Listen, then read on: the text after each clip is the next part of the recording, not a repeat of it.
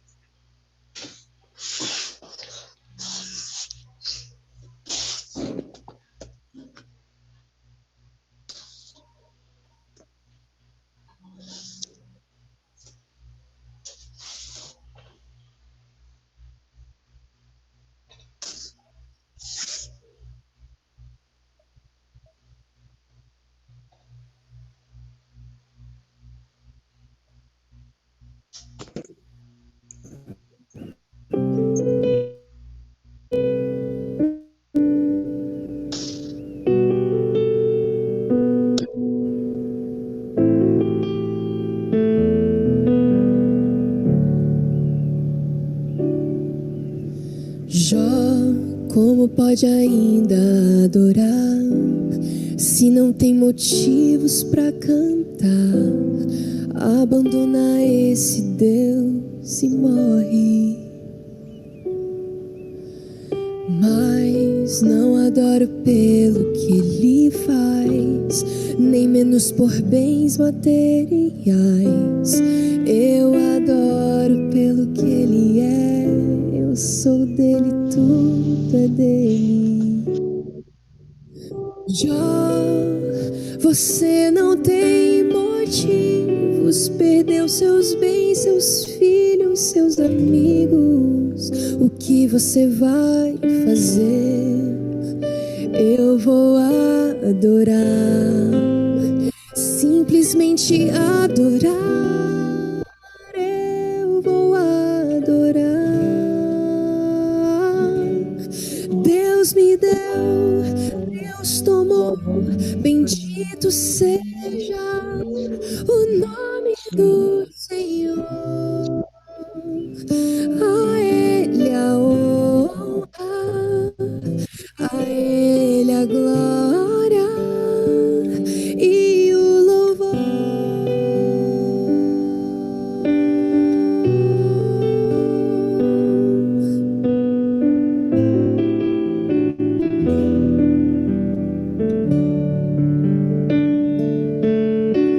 Jó, você não tem motivos, perdeu seus bens, seus filhos, seus amigos. O que você vai fazer?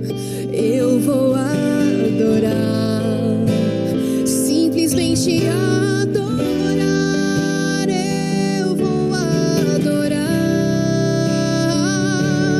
Deus me deu, Deus tomou, bendito seja o nome do Senhor.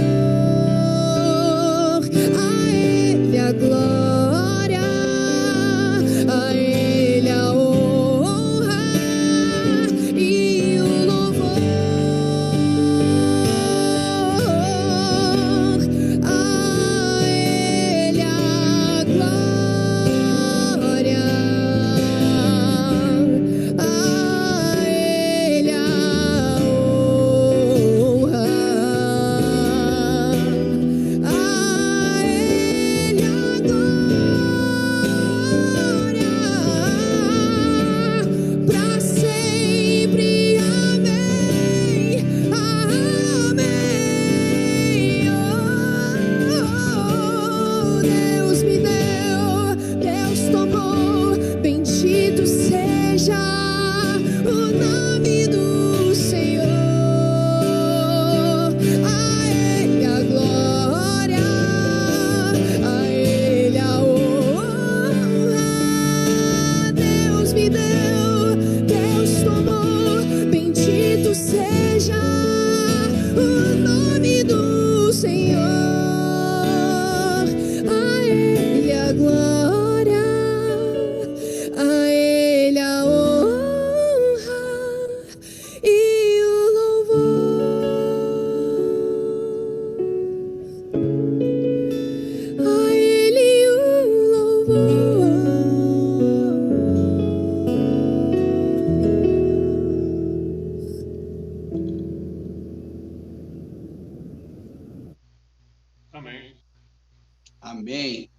Amém. Amém. Os momentos dos pedidos, né, Lucas? Que hino lindo, né? Esse hino é muito lindo. Jó não tinha motivos para adorar. E qual foi a resposta dele? Eu adorarei, eu louvarei. Então, que nós possamos ter isso sempre nos nossos corações e no nosso viver. This meeting is being recorded. Se Deus fizer, Ele é Deus. Se Ele não fizer, Ele também é Deus. Amém? Vamos dar oportunidade agora para 3 pedidos especiais de oração. Sabemos que todos têm seus pedidos, Deus bem o sabe, mas nessa noite, 3 pedidos especiais e 3 agradecimentos especiais. O momento está aberto. Boa noite.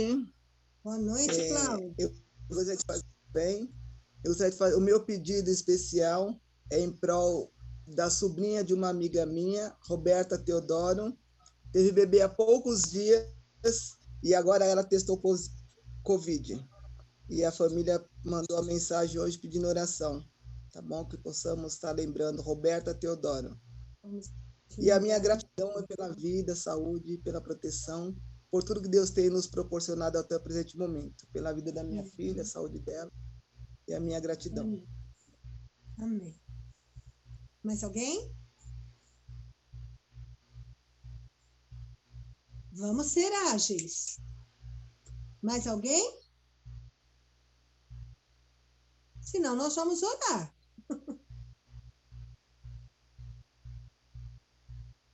Ninguém tem mais algum pedido? Então vamos ser rápidos. Eu quero pedir que vocês orem pela família do Caju. A Vanusa até colocou hoje um pedido no grupo das mulheres. Ele é um amigo do Djavan, já visitou aqui a nossa igreja. A mãe dele faleceu, acho que ontem, se eu não me engano. Mas que vocês orem pela família dele, para que Deus possa consolar os corações. Bem lembrado, Camila. O Caju, eu acho que ele foi desbravador também na nossa igreja. Vamos lembrar, sim, do Caju e toda a família. Mais alguém?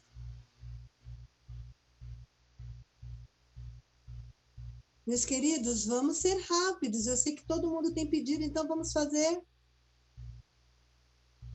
Bom, então vou fazer o meu, a terceira. Agradecimento a Deus por tudo, né? E meu pedido de oração é pela minha cunhada Mônica. Hoje ela teve uma pequena melhora, mas já melhorou um pouco, né? Que Deus esteja restaurando a vida dela. Amém, amém.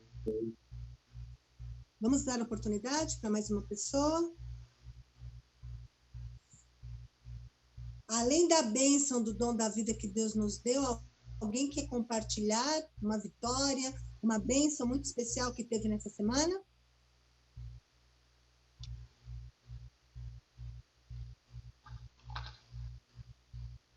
Vamos, gente. Ninguém quer falar hoje?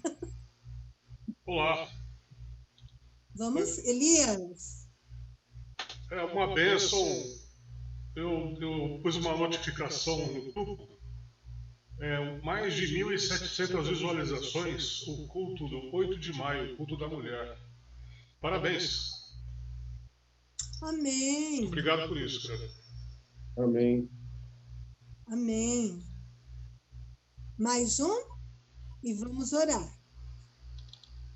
Mais um Leide, eu pedido? gostaria de aproveitar a oportunidade de pedir que os irmãos orem, né, pela minha vida, pela saúde, pela Bianca, né, pela minha mãe em especial. Minha mãe está fazendo tratamento, o tratamento dela, graças a Deus, está tendo bastante resultado, então está bem melhor, né? Para quem não sabe, né, minha mãe ela foi diagnosticada há mais ou menos uns 3 anos com câncer de mama, né? Está fazendo tratamento. Então, sou grato a Deus por esse tratamento estar dando certo para ela. Amém. E eu gostaria hoje de colocar em especial minha vida profissional. Estou tomando algumas decisões para que seja para a honra e glória de Deus, né, na minha vida, que Ele possa estar à frente e possa estar me guiando para que eu faça conforme a vontade dEle e entre no caminho certo. Amém. Amém. Nós vamos, então, orar nesse momento, tá?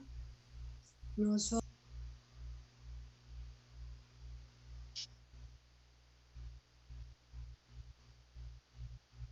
pedir, né? Pelos pedidos feitos. Amém? Oremos. Santo e maravilhoso Deus, nosso Pai, a Ti nós somos agradecidos por estarmos reunidos nesta noite. E se aqui estamos, é porque o Espírito Santo falou de uma maneira muito especial no coração de cada pessoa que aqui está, nesta igreja virtual. Sabemos que essas famílias que estão sendo representadas aqui foram conduzidas pelo poder do Espírito Santo. Senhor Jesus, há alguns pedidos a serem colocados aqui neste momento. De uma maneira especial, esteja com o Caju, ó Pai, esse jovenzinho, esse jovem que perdeu a mãe, esteja com a família enlutada, que essa família possa, de alguma forma, encontrar forças de Ti. E que nós possamos ser instrumentos nas Suas mãos para levar esperança. Ser com a Roberta também. Tenha misericórdia dela, ó Pai, nessa fase, com o nascimento do bebê. Que a cura possa vir a ela e a criança, Senhor Jesus. Ser com a Mônica também, que ela possa ficar bem. Nós agradecemos porque a internet está sendo um meio de levar o Evangelho. E muitas visualizações estão sendo feitas relacionadas às programações da nossa igreja. Então, que tudo aquilo que nós venhamos a fazer seja para a sua honra e sua glória. Agradecemos também pela nossa irmã Genira, pelo tratamento que está dando resultado. Queremos orar pela cura dela, pelas decisões que o Lucas irá tomar, ó Pai, um jovem valoroso, teu servo, instrumento nas suas mãos. Ser com as decisões dele, com as decisões, o rumo da vida dos nossos jovens, pois eles são o futuro da igreja, Senhor. Ser com cada família representada, sabemos que todos nós temos um agradecimento, um pedido, e o Senhor bem o conhece.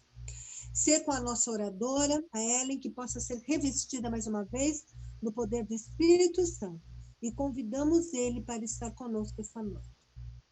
Colocamos todos os nossos agradecimentos, todos os nossos pedidos nas mãos do nosso Senhor e amado Jesus Cristo. Amém. Amém. Amém. Amém. Amém, amém. Agora nós iremos cantar juntos, né? Todo mundo da sua casa, né? O hino oficial dessa semana. E após o hino, Ellen, a palavra está com você, tá bom?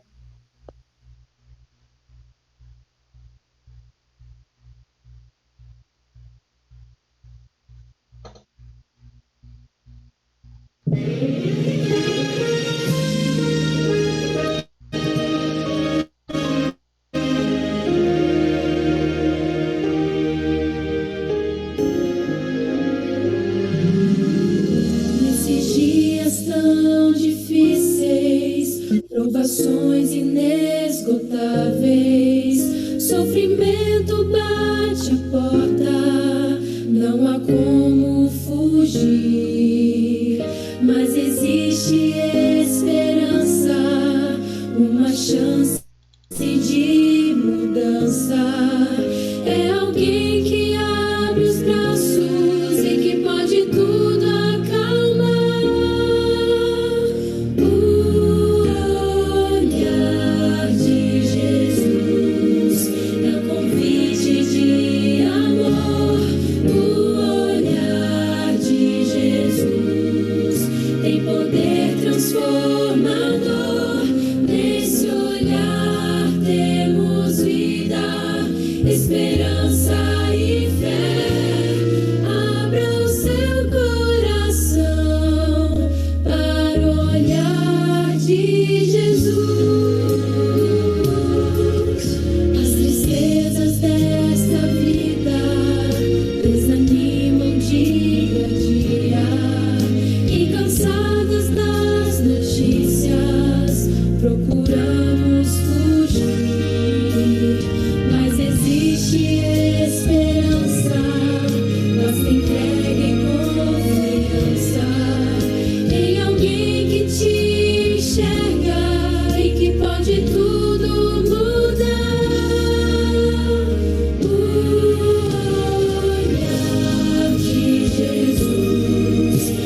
convite de amor, o olhar de Jesus tem poder transformador.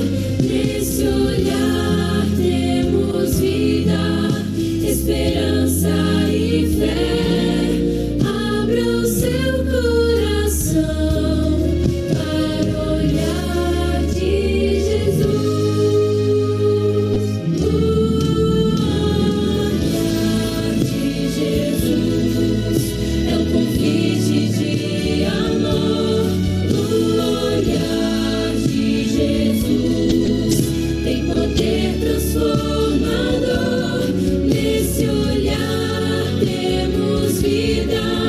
Esperança e fé, abra o seu coração, abra o seu coração, abra o seu coração para o olhar de Jesus.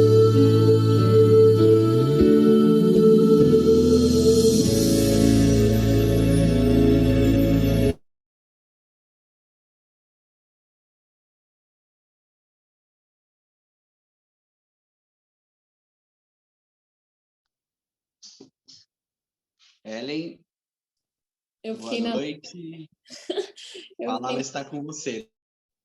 Tá bom. Eu fiquei na dúvida se ia ter uma oração. Boa noite a todos. Como vocês estão? Espero que estejam todos bem. Espero que o dia de vocês tenha sido bom, que o trabalho de vocês tenha sido bom. Se você esteve em casa, que a casa tenha sido boa. Eu espero que a família de vocês esteja segura, com saúde, e que o Espírito Santo possa estar conosco mais esse culto.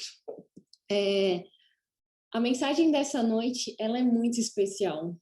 E eu, de forma particular, eu me senti extremamente impactada com histórias que eu já havia escutado em outros momentos. E vai ser muito legal a gente relembrar algumas parábolas da Bíblia e a gente refletir sobre algumas aplicações que nós podemos fazer na nossa vida hoje. O título do sermão dessa noite tem como título Tempo Perdido ou Vida Perdida. Às vezes a gente tem uma vida muito corrida, né? Todo mundo tem as suas obrigações, os seus deveres, as suas angústias. E a pergunta que a gente deve se fazer é: será que a nossa vida tem tido um propósito? Será que a gente tem vivido com um propósito? Será que a nossa vida tem valido a pena? Será que a nossa passagem por essa terra tem sido de grande valor? Então, será que a gente tem, na verdade, perdido o tempo? Ou será que nós estamos perdendo a nossa vida, que seria ainda mais pior? A Bíblia, ali em João, na verdade, Mateus capítulo 19, retrata algumas parábolas. E uma das parábolas que Jesus ele deixou para nós é uma muito conhecida. Eu tenho certeza que vocês já devem ter ouvido falar sobre a parábola do jovem rico. Eu, desde pequena, sempre escuto sobre a história da parábola do jovem rico, mas a reflexão que eu tive foi extraordinária. Eu espero que vocês sintam também toda essa mensagem. A gente conhece a história do jovem rico, um homem que tinha muitas posses, que provavelmente era um playboyzinho, tinha de tudo, iPhone 12, MacBook Pro, tinha, qual que é o carro aí? Uma HR-V, acho que é um carro bom, né? Um Kicks, não sei, mais econômico. Tinha uma casa, vamos ver, vamos trajar o jovem rico. Acho que ele talvez morava ali no Morumbi, Jardins. Provavelmente não era do Itaquerão, né? O jovem rico. Nem da cidade de Tiradentes. Provavelmente não era corintiano também, não sei. Mas o jovem rico, ele era um cara assim, segundo a Bíblia, um cara que tinha um certo respeito. Geralmente uma pessoa que tem muito poder, tem muitos bens, eles demonstram uma certa postura assim, tipo de importância, né? E eu imagino que o jovem rico era aquela pessoa que a gente vê, às vezes, eu lembro quando andando de metrô, andando ali pelo centro da cidade, uma pessoa bem trajada, bem chique, né? Com aquelas roupas de marca. Uma pessoa que a gente percebia... Eu sempre brinco assim, o pobre, às vezes a gente tenta, né, dar uma de rico, né? A gente compra uma roupinha, compra um celular, né? A gente tem algumas coisas assim que os ricos têm, só que não tem como. O pobre, quando você olha para a cara do pobre, você sabe que ele é pobre. O rico, você consegue sentir, né? Ele tem uma classe. Então, eu imagino que o jovem rico, ele era um cara classudo, um cara muito top. E esse homem rico, ele estava em busca da vida eterna. Ele tinha tudo e aquela velha história, né, que está na Bíblia. Ele tinha tudo, mas sentia um vazio. Por que o jovem rico sentia um vazio? Ele foi atrás de Jesus naquela época em busca da vida eterna. E a história conta, se a gente ver ali em Mateus, no capítulo 19, no versículo 22, se você tiver sua Bíblia, já abre ali no capítulo 19 de Mateus, que a gente vai ler alguns versículos muito interessantes.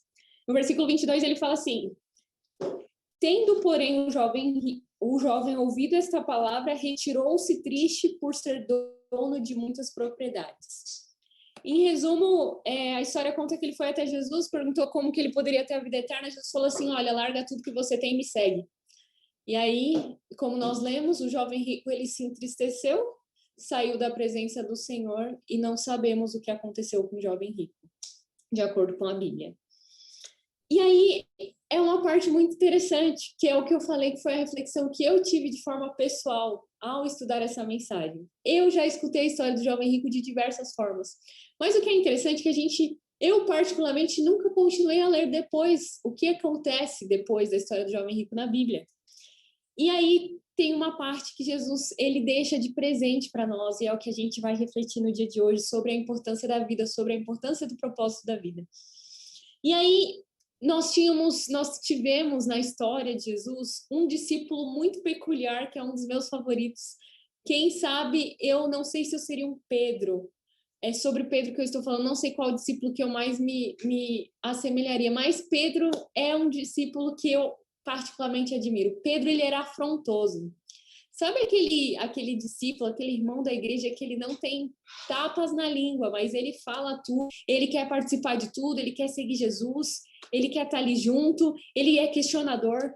E Pedro, em todas as histórias que tem sobre ele nos evangelhos, né, nos quatro evangelhos, a gente percebe um Pedro afrontoso, um Pedro com uma personalidade muito forte. E como se não fosse de costume, esse Pedro, que tem uma personalidade forte, depois que ele percebe o encontro do jovem rico com Jesus, ele não fica quietinho. Ele não ia perder a oportunidade de soltar um comentário. E aí eu gostaria de ler com vocês, no versículo 26, a pergunta espetacular que Pedro faz a Jesus depois que ele teve um encontro com o jovem rico.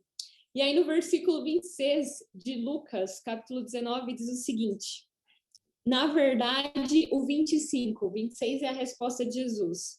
Então, Mateus 19, 25 diz o seguinte: ouvindo isso, os discípulos ficaram grandemente maravilhados e disseram: sendo assim, quem pode ser salvo? Imagina só, Pedro, ele questionou a Jesus da seguinte forma: olha, Deus, você me chamou para eu ser pescador de homem. Eu que sou um mero miserável, que aí vive o quê? Na luta. Eu não sei se vocês já assistiram, eu vou deixar aqui uma indicação para vocês. Vou escrever aqui no chat uma série que se chama The Chosen. Eu não sei se algum de vocês já ouviu falar. É Os Escolhidos. Essa série, ela na verdade é um aplicativo e ela conta a história de Jesus de uma forma assim incrível. Eu deixo essa indicação para vocês, se vocês tiverem a oportunidade, baixem o aplicativo, eu deixei o nome ali no chat, para vocês buscarem.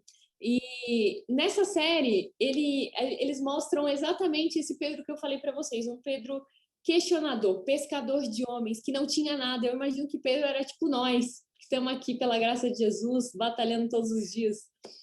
E Pedro, ele não tinha absolutamente nada, ele não tinha educação, ele não tinha classe, né, vamos dizer assim, ele era um cara bruto. Então, ele perguntou assim: Jesus, peraí, se o jovem rico, que é um cara, né, bem-sucedido, que já usufrui de diversas bênçãos que se pode ter aqui nessa terra, se ele saiu da sua presença triste e não recebeu a salvação, ou seja, a vida eterna, o que será de nós, os discípulos, que somos meros pescadores? Como que pode essa pessoa rica, ela não ter condições de entrar no reino de Deus? Se ele não pode entrar no reino dos céus, quem dirá eu que sou um mero pescador, um mero pecador? Basicamente foi isso que o que Pedro perguntou para Jesus. E ele disse assim no versículo 27, nós deixamos tudo, Jesus. É o seguinte, você chamou a gente para pescar pessoas, nós pescávamos peixes, nós deixamos tudo, quem sabe família, quem sabe os barcos, as redes, os equipamentos de pesca que eles tinham, e eles foram seguir Jesus num caminho desconhecido apenas pela fé. E eles perguntaram assim para Jesus, se nós que somos pescadores, nós deixamos tudo que a gente tem, o que será de nós então, Senhor? Eu imagino que Pedro estava angustiado, tipo assim, poxa, o jovem rico que tinha tudo, que era um exemplo, assim, ó, de cristão. Eu imagino que ele era aquele crente rico, cheio das coisas, que tinha uma performance perfeita, que você olhava assim, olha, esse cristão, esse crente tem 0 defeitos. Porque eu, ainda mais eu, que deixei tudo, será que eu vou ter a vida eterna? Qual vai ser o benefício que eu vou ter em deixar tudo, largar tudo e seguir a Jesus? E aí Pedro questiona Jesus no versículo 27. E aí, Jesus responde de uma forma extraordinária, que está no versículo 29. 26, na verdade, eu gostaria de ler com vocês. Diz o seguinte, Jesus, fitando neles o olhar, disse-lhes, isto é impossível aos homens, mas para Deus tudo é possível. Aqui a gente vê um Jesus que mostra para nós que nós não somos salvos por nossos méritos, mas nós somos salvos por Jesus através, Deus salva, ele nos salva usando a lógica de conquistar até o impossível, ou seja, não importa o que você tem, que é o que a gente conversou ontem, que basta nós acreditarmos que nós podemos ter uma vida de esperança, sem dor, sem tristeza, sem morte, sem luto, basta nós crermos e aceitarmos isso, a gente só precisa de uma vida, uma chance para receber essa dádiva que Deus tem para nos dar. Ou seja, ele pode conquistar até o impossível. A analogia que Jesus usou naquela época era que era mais fácil passar um camelo pelo fundo de uma agulha do que entrar um rico no reino de Deus. E aí os discípulos ficaram assim, poxa, então é impossível se salvar. Se o jovem rico, que era o ser humano perfeito, cristão, que estava sofrendo de diversas bênçãos de Deus na terra, ele não vai receber a vida eterna, quem dirá eu que sou um mero pescador? E aí, no versículo 29, Jesus responde aos discípulos, se eles que seguem a Jesus, que deixaram tudo, o que vai acontecer com eles? Então, Jesus responde, em verdade vos digo que vós, os que me seguistes, quando na regeneração, o Filho do Homem se assentar ao trono da sua glória, também vos assentareis em 12 tronos para julgar as 12 tribos de Israel. Ou seja, todo aquele que tiver deixado casa, todo aquele que ter deixado irmãos, todo aquele que tiver deixado filho, pai, mãe ou mulher, ou campos por causa do nome de Jesus, receberá muitas vezes mais e herdará a vida eterna. Eu acho que essa é a parte que mais me impactou, na história do jovem rico. Deus prometeu para os discípulos que estavam ali desesperados, olha, você está me seguindo, você está deixando tudo, mas a promessa que eu tenho para vocês, discípulos que estão aqui, eu acho que os discípulos eram os amigos de Jesus que viveram as coisas mais intensas, os momentos mais intensos de Jesus aqui na terra. Ele disse assim, olha, vocês terão 12 tronos ao meu lado no céu. E aí, o que eu acho mais incrível de Jesus é que ele poderia ter parado por aí. O relato bíblico poderia ter parado por aí e nós teríamos hoje a informação de que os discípulos merecedores, porque eu acredito que os discípulos são merecedores de tudo que eles viveram com Jesus, de ter 12 tronos ao lado dele no céu. Mas e a esperança para mim? Eu imagino que nós teríamos a mesma reação que Pedro. Mas, Senhor, e eu? E eu que estou aqui depois do trabalho, estou aqui cansada, estou aqui motivada, querendo assistir o culto, acompanhar a semana de oração, convidando os meus amigos, orando pelos meus irmãos. Estou dando meu dízimo, eu que estou fazendo tantas coisas. E o que vai acontecer comigo? Deus, ele mostra que não é por mérito, mas é que ele pode fazer o impossível. E ele poderia ter parado por aí, mas ele deixou uma esperança para nós. Essa última frase que está em Lucas, no capítulo 19, no versículo 29, é que todos nós que deixarmos os nossos campos, os nossos irmãos, a luta que você estiver vivendo, o sacrifício que você estiver fazendo, a promessa de Deus é que nós vamos ter a vida eterna. E nós vamos ter muitas vezes mais. A promessa de Jesus, ela não se limita ao tempo em que ele esteve na terra, e não somente aos discípulos. Ela se estende a nós no dia de hoje. E aí a gente vê um Jesus sábio, um Jesus incrível. E se a gente for em Lucas, no capítulo 10, que é o meu versículo favorito na Bíblia, o meu capítulo favorito na Bíblia, Lucas capítulo 10, quando Jesus envia os discípulos. Vou abrir aqui, se você tiver a sua Bíblia aí, você pode abrir em Lucas no capítulo 10 e ficar ali com o dedo no 19, capítulo 19, porque a gente vai voltar. O meu capítulo favorito da Bíblia é Lucas capítulo 10, porque é quando Jesus envia a missão dos 70, que é basicamente o que Jesus deixou para a gente hoje. Ele designou 70 e os enviou de 2 em 2 para que o precedessem em cada cidade e lugar onde que eles tivessem que ir. E aqui, se a gente fosse ler todo o capítulo, a gente vê Jesus dando algumas instruções para esses 70 discípulos. Olha, você vai no meio de lobos, eu não estou te enviando em meio de cordeiros, não vai ser um negócio tranquilo. Eu estou te enviando para a guerra. Basicamente é isso que Jesus fala. E ele fala, não leve bolsa, nem alforje, nem sandália. E se você entrar numa casa, diz que a paz esteja nessa casa e que o reino está próximo. Ele deu uma série de instruções para os discípulos. E aí o que é mais interessante, que eu gostaria de focar com vocês, é o final da história, que é quando os discípulos, eles retornam, quando eles retornam eles regressam do trabalho missionário, do projeto missionário que eles fazem, e eles vêm todo animados, eles regressam para casa com Jesus, e eles falam assim, nossa, Jesus, foi muito legal o nosso trabalho missionário, a gente encontrou várias pessoas, até os próprios demônios se submetem pelo teu nome, a gente pisou em serpentes, escorpiões e sobre todo o poder do inimigo. Absolutamente nada pode causar dano aos discípulos de Deus. E aí eles todos animados para Jesus, eles dizem assim, olha, a gente fez grandes coisas. E é engraçado que Jesus, antes de ele partir, quando ele fazia os milagres dele, ele deixava muito claro aos discípulos que os discípulos também poderiam fazer isso. E eu imagina só a gente receber todo o poder do Espírito Santo de Deus e poder fazer coisas grandiosas e poder experimentar milagres. E eu imagino que os discípulos, eles estavam dessa forma, vendo coisas que eles só escutaram, só leram nos pergaminhos e agora eles estavam vivendo. E eles, muito animados, contaram isso a Jesus e ele responde no versículo 20 do capítulo 10 da seguinte forma: não obstante, alegrai-vos, não porque os espíritos se vos submetem, e sim porque o vosso nome está escrito no livro dos céus. Eu amo esse capítulo, eu amo esse versículo, eu amo a forma como Jesus ele falava com seus discípulos. Tipo assim, legal, vocês fizeram coisas grandiosas, mas alegre-se porque o seu nome vai estar escrito no livro dos céus. E essa era a promessa que Jesus ele tinha, ele entregou para os seus discípulos. Essa foi a promessa que ele deixou para Pedro e para os discípulos que estavam ansiosos, o que eles receberiam em troca ao estar seguindo e deixando tudo em nome de Jesus.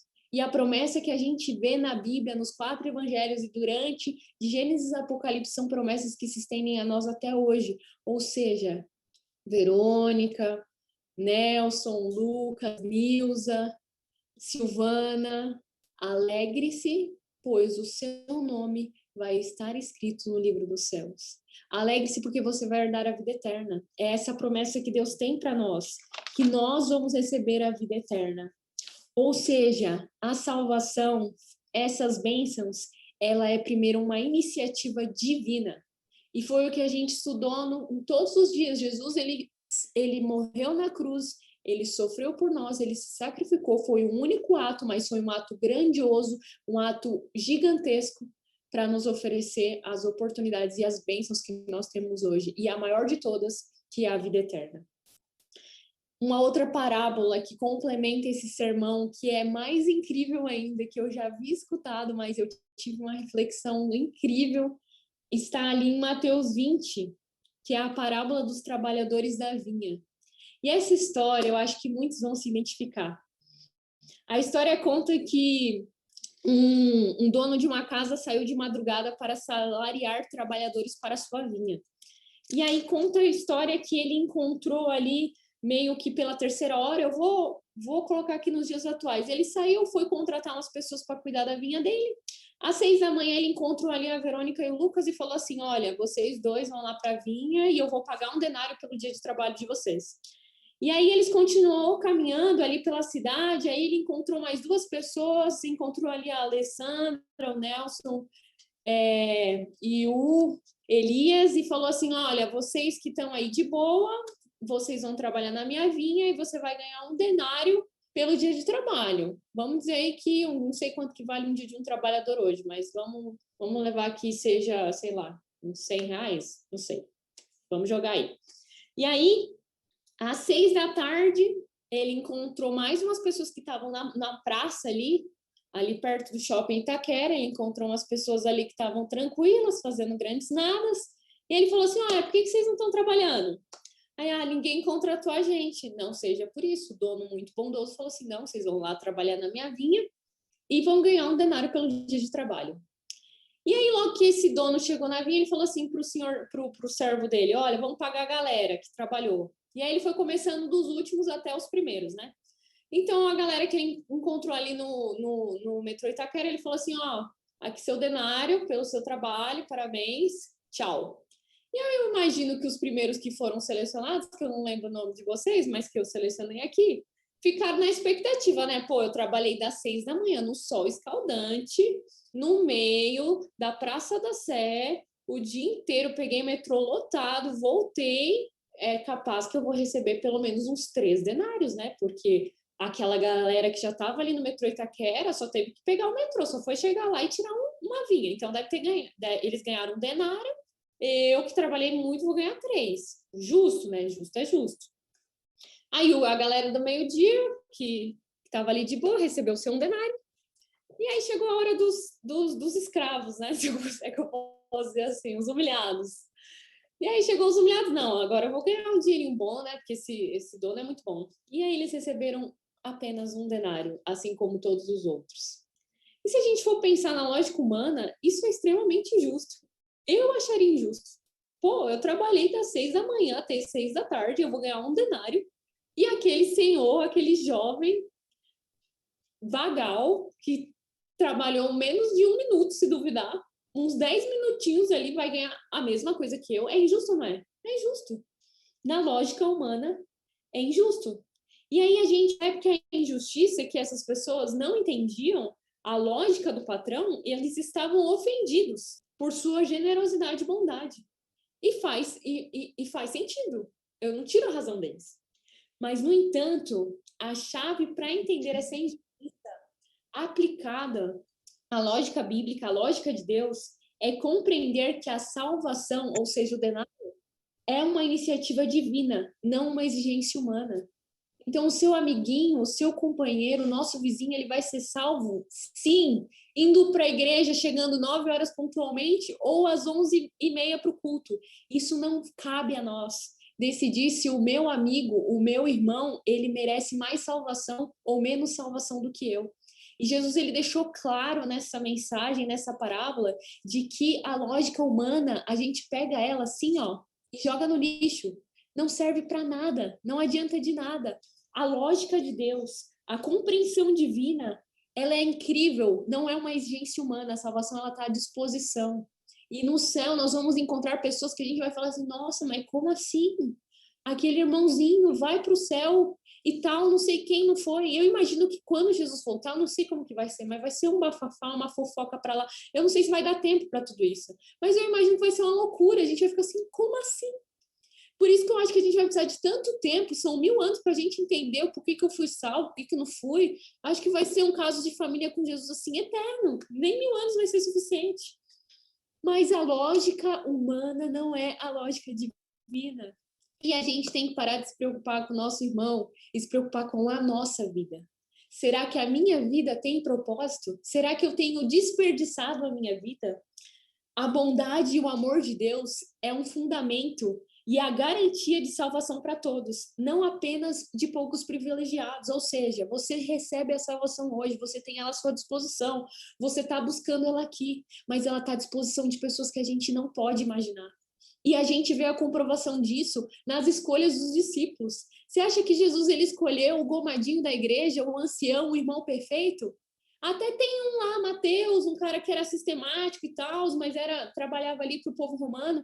A gente provavelmente tinha, mas a grande maioria das pessoas que Jesus escolheu eram aqueles marginalizados pela sociedade, aqueles que a gente olhava e falava assim, nossa, isso aí não tem jeito não, esse aí não serve para ser discípulo, esse não serve para pregar, não serve para fazer nada na igreja, ele está aqui só por número.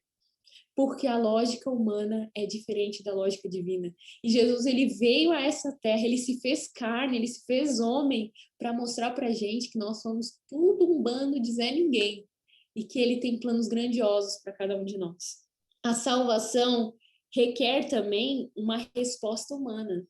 É tipo assim, a salvação, a vida eterna, uma vida sem dor, sem tristeza, um lugar onde nós vamos ter só alegria, a segunda vinda de Cristo, tudo isso que ele nos promete, uma vida eterna, está à nossa disposição, está aqui, olha, para vocês. Só que ela só vale se tiver uma resposta humana.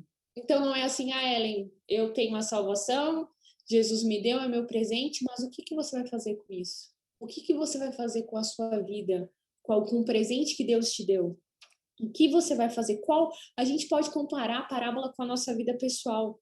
Ocasiões em que o patrão, que seria Jesus, procurou por trabalhadores com oportunidades e o tempo que a gente possui. Muitas vezes a gente não dá valor ou não aceita as oportunidades que Deus nos dá. E pouco tempo antes da segunda vinda, essas oportunidades talvez acabarão. Pode ser que às 6 da tarde, que é um minuto ali da misericórdia, pode ser que a gente não tenha mais misericórdia, porque a gente tem a misericórdia de Deus até hoje, é que todos os momentos a gente vacila, a vida espiritual é uma gangorra, né? Uma roda gigante, uma hora você está lá bem, outra hora você não está. E a misericórdia de Deus se faz presente na nossa vida, mas vai chegar um momento que nós vamos ter que tomar uma decisão final e a gente não vai ter uma segunda oportunidade. Então é um momento da gente pensar em estar preparado o tempo todo, de estar pronto para receber o denário, a salvação, estar pronto para ir para o céu, largar tudo que está nos prendendo aqui nessa terra, que nos deixa longe de Deus e nos entregar nos caminhos dele. Há também aqueles que demoram para perceber que algo falta. Tem aqueles que estão tipo assim, nossa, minha vida está tranquila, eu não preciso de nada, não preciso de Jesus. Que seria, quem sabe, o jovem rico, que demorou um tempão para entender que ele precisava de algo, e mesmo assim ele não entendeu. A gente não sabe se ele teve outra oportunidade. Quem sabe, sim, a lógica humana não pode julgar isso, mas o Deus, que é o Deus do impossível, ele pode fazer coisas grandiosas. Ou também a gente tem aqueles que simplesmente não tiveram a oportunidade de conhecer a Deus. Jesus ainda não voltou porque tem muita gente, e eu não consigo entender isso, porque para mim não faz sentido. Olha só, nós temos uma igreja online aqui. Como que muitas pessoas ainda não conheceram a Deus? É uma lógica humana que, para mim, por exemplo, não faz tanto sentido, mas algumas pessoas ainda não conheceram a Deus e não tiveram a oportunidade de tomar uma decisão. Temos também um grupo de pessoas que simplesmente rejeitaram a Jesus, que simplesmente não aceitaram o presente que Deus tem para nós. E muitos de nós que estamos aqui hoje rejeitamos a Jesus no nosso dia a dia, na nossa rotina, nas atitudes que nós tomamos. E nós deixamos o tempo já perdido. A gente vai perdendo a cada minuto, a cada segundo. A gente vai perdendo o tempo, mas o mais grave de tudo é nós desperdiçarmos a nossa vida. Ontem nós conversamos que nós temos apenas uma oportunidade, uma chance de vida, uma chance de salvação. A gente não precisa viver diversas para ter direito à vida eterna. Deus nos deu uma chance, uma oportunidade para a gente aceitar o presente que Ele nos deu de ter a vida eterna. Basta você receber. E é da mesma forma a diferença e a mudança e a revolução que Deus pode fazer na nossa vida. A gente tem só uma vida, basta uma escolha. A promessa a gente tem aqui escancarada. eterna, o nome escrito no livro dos céus. Que valor, que coisa mais valorosa existe que ter a bênção de ter a certeza de ter o livro escrito no livro dos céus, ter a certeza de que vai ter a vida eterna, ter a certeza que você vai ter um trono ao lado de Jesus, assim como os discípulos. Essa é uma promessa que vale muito. E o que eu acho mais interessante nessa mensagem, porque ela é urgente, nós podemos nos aplicar a diversos tipos de pessoas, de trabalhadores da vinha, aquele que não está nem aí, que está de boa, está tranquilo, não está querendo receber seu denário. A gente pode ser aquele que rejeita Jesus, a gente pode ser aquele que não está percebendo que precisa de trabalhador, que precisa ir atrás do denário. Ou a gente pode ser o jovem rico, que não está a fim de abrir mão do seu conforto, de abrir mão daquilo que te afasta de Deus. Você sabe o que te afasta de Deus. Eu sei o que me afasta de Deus. Às vezes são pequenos detalhes, mas a gente perde a oportunidade de receber esse incrível presente, que é ter a vida eterna, que é ter o nome escrito no livro dos céus, por coisas banais. A mensagem dessa noite é para nos fazer refletir na nossa posição de ser humano frágil, ser humano pecador, ser humano que não é infinito, que é finito, um ser humano que não tem nada, que não é ninguém. Nós não somos nada sem Jesus. Nós somos apenas pó. Do pó nós viemos, ao pó nós terminaremos a nossa vida. E a única esperança que nós temos é a certeza de que Jesus é o nosso Salvador, de que Jesus morreu na cruz por mim e por você, e que ele tem uma promessa à nossa disposição, que a gente tem que levar o quê? Como a gente falou ontem, os presentes bons a gente tem que compartilhar. A gente não pode guardar essa promessa só pra gente. Tem pessoas que...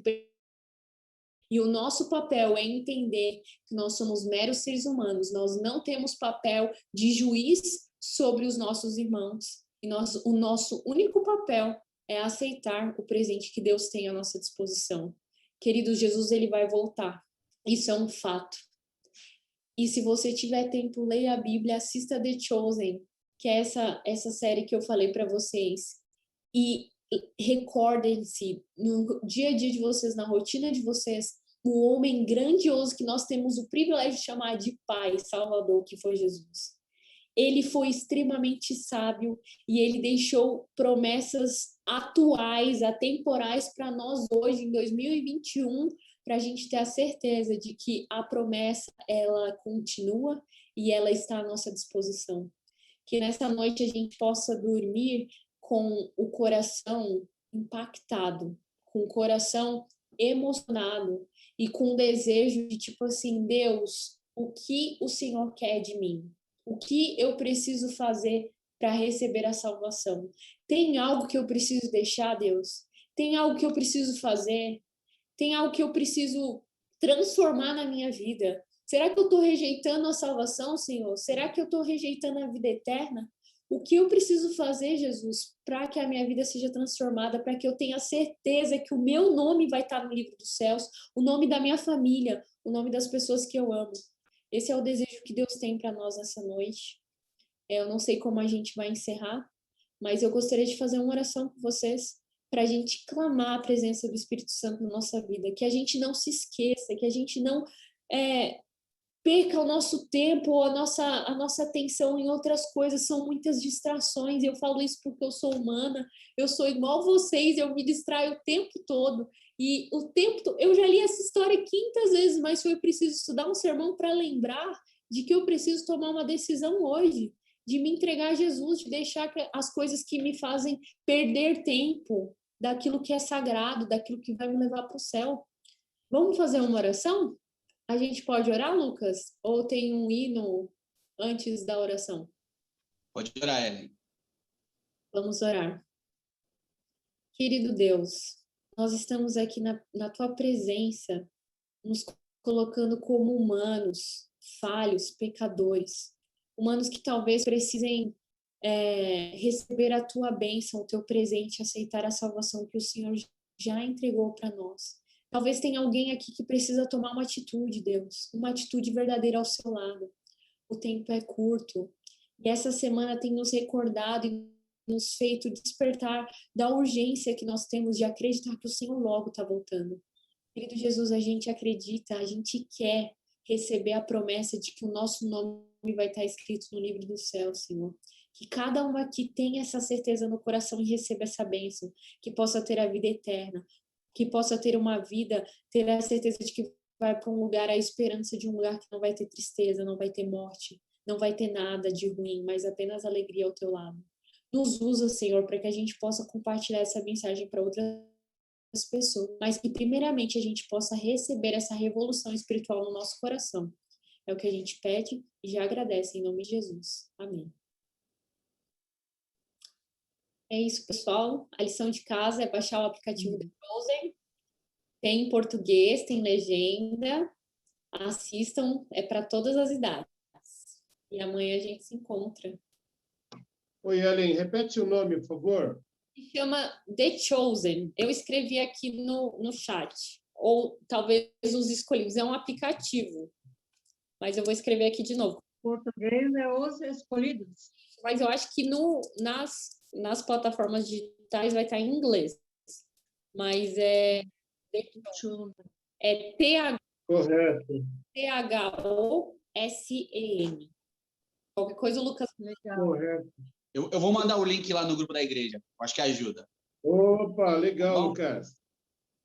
Tá bom? Bacana. Obrigado, Ellen, pela Ellen. mensagem. Que Deus te abençoe muito. E a gente fica com a missão também de assistir a lição de casa, né? Assistir a série e trazer uma pessoa amanhã para poder assistir também aqui a nossa programação. Tá bom? Convide alguém para participar, convide alguém para assistir. Vamos levar essa bênção que está sendo essa semana para outras pessoas também. Tá bom? Boa noite a todo mundo. Boa noite. Boa noite, Lucas. Deus abençoe. Boa noite a Boa todos. noite, Deus abençoe a todos. Todos, até amanhã. Boa noite. Obrigada. The recording has stopped. O Corinthians não, né? Corinthians. Até amanhã. Para todos. Capitão Kirk, sua nave já aterrissou? Não, falta apertar o botão aqui. Tchau, gente. Tchau para resenha. Eu sei que vocês querem falar. Tchau.